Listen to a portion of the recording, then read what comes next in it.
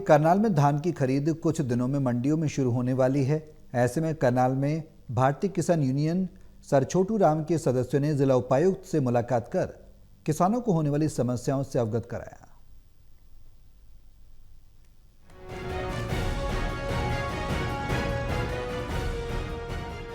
करनाल में धान की खरीद कुछ दिनों में मंडियों में शुरू होने वाली है। ऐसे में किसानों को मंडियों में अपनी धान की फसल को बेचने के लिए किसी भी तरह की कोई समस्या का सामना ना करना पड़े, जिसको लेकर किसान संगठन पहले से ही सतर्क नजर आ रहे हैं। करनाल में भारतीय किसान यूनियन सर छोटू राम के सदस्यों ने जिला उपायुक्तों से मुलाकात कर किसानों को होने वाली समस्याओं से अवगत कराया।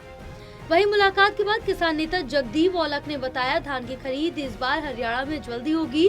कल हरियाणा के मुख्यमंत्री ने केंद्रीय मंत्री से मुलाकात की और इसमें धान खरीद की अप्रूवल मिल गई है। उम्मीद है कि 1-2 दिन तक धान खरीद की तारीख तय हो जाएगी। उन्होंने कहा, पिछले साल किसानों को जो खरीद में दिक्कत आ रही, जिसकी वजह से किसानों को बहुत दिक्कतों का सामना करना पड़ा, क्योंकि पिछले वर्ष 5 अक्टूबर का चुनाव था, खरीद शुरू नहीं की। इसकी वजह से लगातार किसानों को काफी दिक्कत और उसके बाद 300 से 400 का कट लगाकर धान की फसल को खरीदा गया। किसान नेट की तरफ से जिला उपायुक्त को कहा गया, किसान खरीद के दौरान जो सेलर्स मलिक कट लगते हैं उनको बंद किया जाए। 17 नमी की धान की फसल को पूरे रेट पर खरीदा जाए। आज डीसी साहब से मिले हैं, धान की खरीद को लेकर आज की सारी बातचीत हुई है। देखो, धान की खरीद इस बार जल्दी होगी, क्योंकि कल मुख्यमंत्री ने केंद्र के मंत्री से मुलाकात करके अप्रूवल मिल गई है हरियाणा को खरीद जल्दी करने की। और आज उम्मीद है भी आज या कल में हरियाणा की खरीद की डेट आ जाएगी। पर पिछले साल जो खरीद में दिक्कत रही, जिसकी वजह से बहुत बड़ी दिक्कतें आई, क्योंकि कुछ तो 5 अक्टूबर का इलेक्शन था, खरीद शुरू होगी, इन्होंने फिर भी खरीद शुरू नहीं की। इसकी वजह से लगातार दिक्कत रही और उसके बाद इन्होंने 300 से 400 500 रुपए तक कट लगा के धान खरीदी। इस बार डीसी साहब से कहा है भी धान पर जो ये अवैध कट लगाते हैं राइस मिलर, उसको बंद किया जाए। किसानों की तरफ से भी कहा गया कि जैसे ही धान की खरीद मंडियों में शुरू हो जाती है, वैसे ही राइस मिलर हड़ताल पर चले जाते हैं। ये उनकी आदत है। किसानों ने कहा, अगर किसी ने हड़ताल पर जाना है तो अभी चल जाए। जब खरीद शुरू हुई, अगर तब कोई हड़ताल पर गया तो प्रशासन को उस पर कार्रवाई करनी चाहिए। ऐसा हमने अपनी मांगे जिला उपायुक्त के सामने रखी और हमें उन्होंने आश्वासन दिया है कि इस बार किसानों को किसी भी तरह की कोई परेशानी नहीं आने दी जाएगी।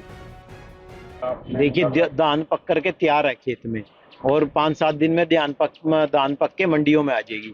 तो खरीद सुचारू रूप से हो, किसान को पूरा एमएसपी मिले, नाप तोल में उसके साथ कोई गड़बड़ी ना हो। इन्हीं सभी मांगों को लेकर के डीसी साहब से मिले थे भी जिला करनाल में किसी भी मंडी में कोई किसी प्रकार की समस्या ना आए। तो उन्होंने आश्वासन दिया है कि सुचारू रूप से सारा काम होगा और किसानों को कहीं भी दिक्कत आने नहीं दी। आमतौर पर क्या समस्या रहती है? देखिए, सबसे पहली तो जो पीछे आपने देखा मंडियों में जो कांटे थे, उसमें तोल में गड़बड़ी मिली। यहाँ करनाल में गीड़ मंडी में हमने भी और सीएम फ्लाइंग ने कार्रवाई करी। एक आड़ती को पकड़े चोरी करते हुए, उसका लाइसेंस भी सस्पेंड हुआ, जुर्माना भी हुआ। तो हमने आज इनको ये भी कहा है कि जो मंडियों में हमारा जो जाम लगता है, विशेषकर करनाल मंडी में और नीसंग मंडी में, तो उनके क्या है कि जो ये बैक वाले गेट हैं दोनों करनाल मंडी के, उनको भी खोला जाए। नीसंग मंडी का भी एक गेट जो है बंद रहता है, हालांकि मंडी बहुत बड़ी है, तो उसको भी खोला जाए ताकि जो है जाम ना लगे, ना किसान को परेशानी आए।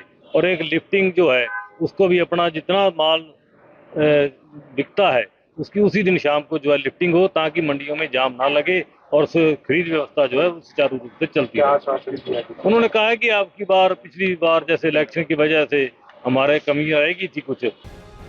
बहरहाल करनाल में धान की खरीद कुछ दिन में मंडियों में शुरू होने वाली है। ऐसे में किसानों को मंडियों में किसी भी तरह की कोई समस्या का सामना ना करना पड़े, जिसको लेकर किसान संगठन पहले से सतर्क नजर आ रही है। अब देखना ये होगा कि उनकी ये सतर्कता कितनी काम आती है।